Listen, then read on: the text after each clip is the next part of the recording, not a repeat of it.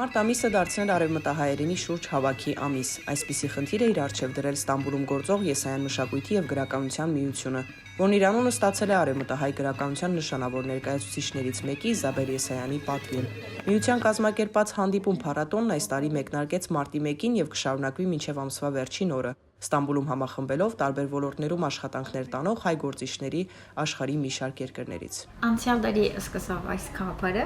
փետրվարին ասանք բոլորս նորեն միության բոլոր անդամները կողքովի էինք եւ մեգան մի հրանսավ որ արևմտահայերեն ասանք ծրագիր ունենանք, փառատոն ունենք սա։ Ամեն մարդ հանդավարվեցավ, քանի անուն մեջ դառնացինք, ասի գանչեք, ասի գանենք, սավի գանենք։ Այս տարի գրեթե 50-ի մոտ ծրագիր ունենք։ Հանդիպում փառատոնն այս տարի համախմբել է հայերի ամենատարբեր բնագավառներից։ Մարտ ամսվա ընթացքում տեղի կունենան համերգներ, ֆիլմի ցուցադրություններ, թատրոնի, երգի, պարի, ճարտարապետության, ինչպես նաև արևմտահայերենի աշխատանոցներ, ցուցահանդես։ Փառատոնն ունի նաև մասնակիցներ Հայաստանից։ Հողարթուն նախագիծը էթնիկական էլեկտրոնային ժանրում պերֆորմանսով հանդես կգա Քարգա Քադիքյոյ սրահում։ Ժավեդիկյանը պիտի կա, իր ֆիլմերը պիտի դիտենք միասին եւ հետո սոլոս պիտի երթանք։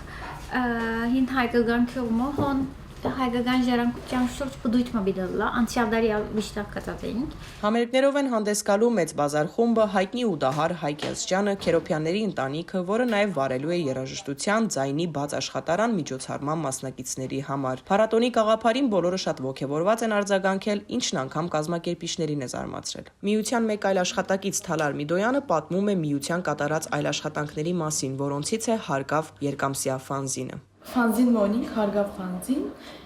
մեջը հայերեն կրություններ կամ նգարներ եւ այլն, հայերենով բաները ստեղծագործելու համար արիթմն է,